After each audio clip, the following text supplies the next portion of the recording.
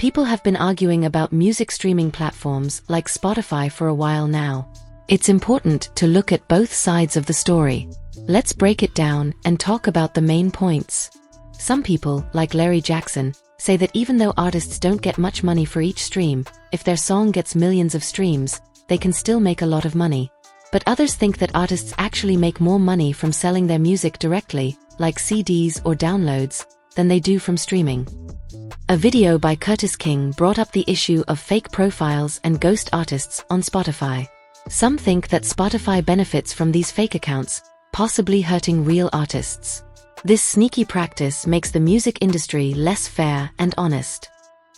Shout out to my homegirl Kayla Love, we're familiar that there are artists on Spotify right now called ghost artists. Now, why is it problematic to have a Johan Rohr? Johan Rohr is a composer who just so happens to be in the same place as Spotify in Sweden. He's a composer that has over 650 fake profiles. And collectively, all the streams under these fake profiles, because they're different artist names, have more streams than Michael Jackson, ABBA, and a lot of other people. But he's able to do that, and there's no issue. Second thing, these ghost artists that are out here, they're now having their music websites generated by AI. They're now showing up here and collecting royalties. The only issue is that if it's an AI artist, an AI generated music, and it's being allowed to exist while other people are having their music taken down off of Spotify, it's safe to assume that Spotify is able to pocket that. How else are they able to pay a Joe Rogan $250 million to extend his podcast contract unless you're making some chili somewhere else?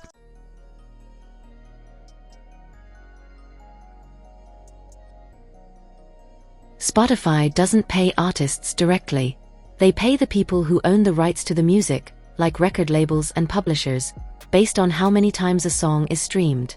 On average, artists get about $0.004 for each stream.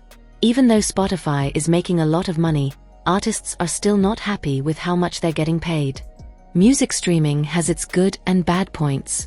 It helps artists get their music out there, but the way they get paid isn't always fair. Whether or not Spotify is making a mistake depends on who you ask. We'll have to wait and see what happens in the long run. The music industry is changing, and everyone, artists, fans, and platforms like Spotify, are all part of shaping its future.